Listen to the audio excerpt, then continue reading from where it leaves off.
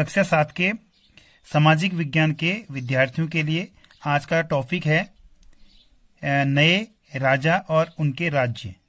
ये अध्याय नंबर 2 है और ये हम बच्चों हमारे अतीत भाग 2 के अंतर्गत इसका अध्ययन करेंगे।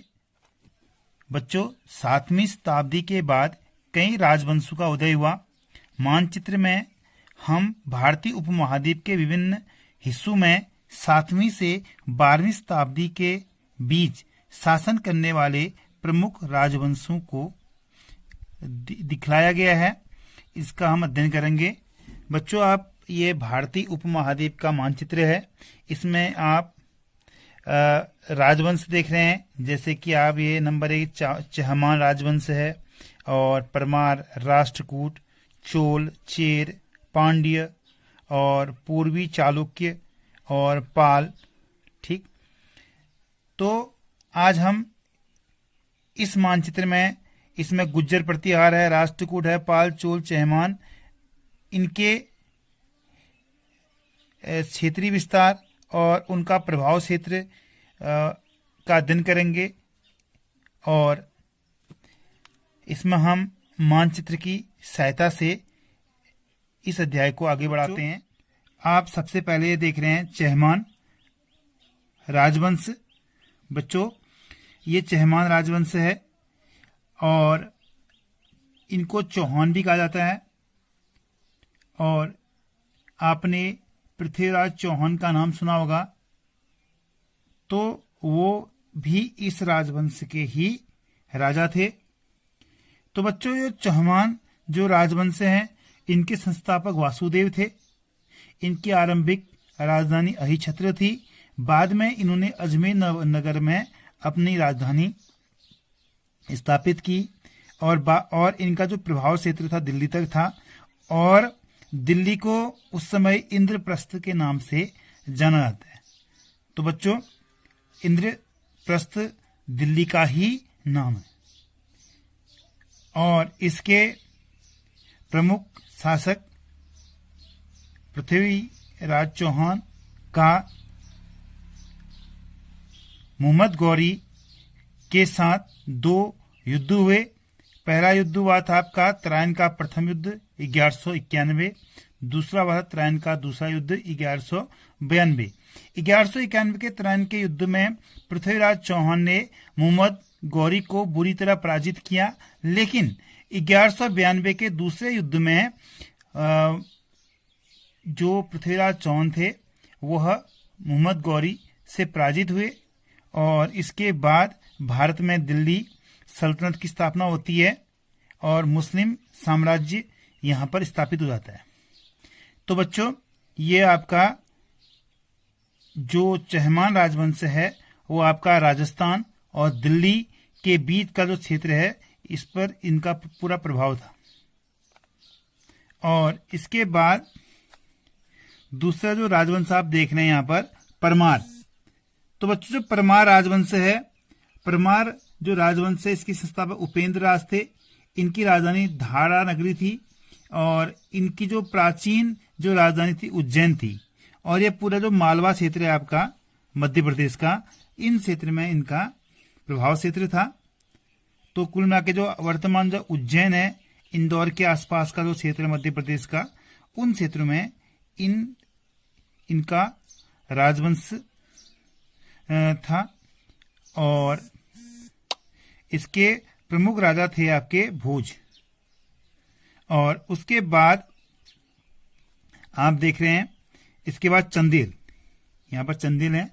तो बच्चों चंदेल जो राजवंश है और ये बुंदेलखंड की भूमि पर इन्होंने अपनी राजनीतिक सत्ता प्रारंभ की।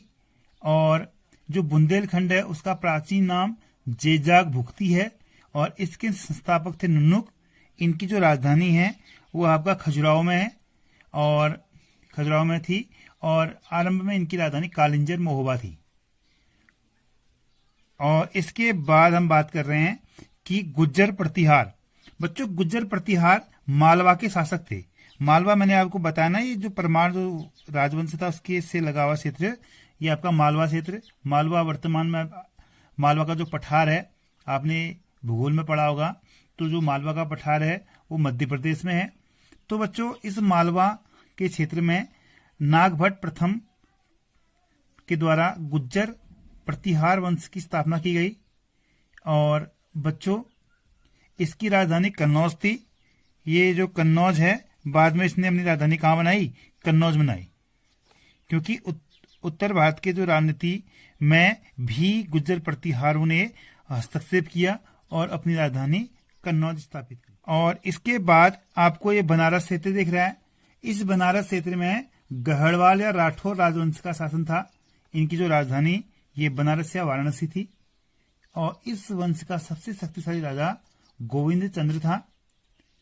और इसी वंश के शासक जयचंद की पृथ्वीराज चौहान से शत्रुता थी, क्योंकि पृथ्वीराज चौहान ने जयचंद की पुत्री संयोगिता का अपहरण कर उससे विवाह कर लिया था, जिससे बदला लेने के लिए जो जयचंद था वह मोहम्मद गौरी के खेमे में जा पहुंचा। और इस जो इसका जो राजवंश था वो आपका जो गढ़वाल वंश था वो आपका कुल मिलाकर जो बनारस या वाराणसी के आसपास का क्षेत्र है। अब बच्चों, अब ये आप देख रहे हैं, कन्नौज देख रहे हैं, बनारस देख रहे हैं, चंदेल देख रहे हैं, परमार देख रहे हैं, और ये आपका गुज्जर प्रतिहार है और चौहमान है।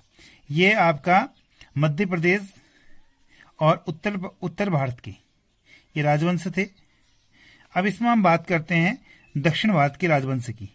दक्षिण भारत में बच्चों एक राजवंश आपको दिख रहा है यहाँ पर, क्या है? राष्ट्रकूट। तो बच्चों जो राष्ट्रकूट है, राष्ट्रकूट जो राजवंश है उसके संस्थापक जो थे वह दंतीदुर्ग थे। और इनकी जो राजधानी थी वो मालखेत या मान्यखेत थी। और इसी के साथ साथ आप देख रहे हैं आंध्र प्रदेश के बेल्ट में पूर्वी चालुक्य, इनको वेंगी के चालुक्य कहते हैं, इनका राजवंश था। अब दक्षिण भारत में जो आपका जो तमिलनाडु है और आंध्र से लगा जो हिस्सा है इसमें चोल राजवंश था। और केरल में चेर वंश, और जो पूरा का पूरा जो पांड्यन राजवंश भी दिख रहा है आपको इसमें, ये तमिलनाडु के दक्षिणी हिस्से में ये राजवंश था। इसकी जो राजधानी थी वो मदुरै थी। और ये जो चोल है और इनकी जो राजधानी पुहार और उरेयूर इनकी राजधानी थी। ठीक है बच्चों, ये हमने उत्तर भारत से लेकर दक्षिण भारत के तक जो समस्त राजवंश जो 7वीं से 12वीं शताब्दी के बीच जिनने शासन किया उसका दिन हम कर रहे हैं। और इसके बाद आपका यहाँ इस क्षेत्र में आप देख रहे हैं यहाँ पर पाल राजवंश दिख रहा है। पाल आपका ये बंगाल के राजवंश थे। पाल वंश का जो संस्थापक था वो गोपाल था। इसकी जो राजधानी थी वो मुंगेर थी। और बच्चों यहाँ पर आप देख रहे हैं ना, ये ब्रह्मपुत्र नदी बह रही है। ब्रह्मपुत्र नदी के दक्षिण में कामरूप दिख रहा है। बच्चों कामरूप जो है वर्तमान असम जो राज्य है उसका प्राचीन नाम कामरूप है। और यहाँ पर कामरूप एक राज्य था। और जहां पर कुछ वर्षों के बाद जो बर्मन राजवंश था उसने यहाँ शासन किया। और बच्चों इसके बाद हम कल इन नए राजवंश का जो उदय है और इन्होंने अपनी शक्तियां किस प्रकार बढ़ाई इसका अध्ययन करेंगे।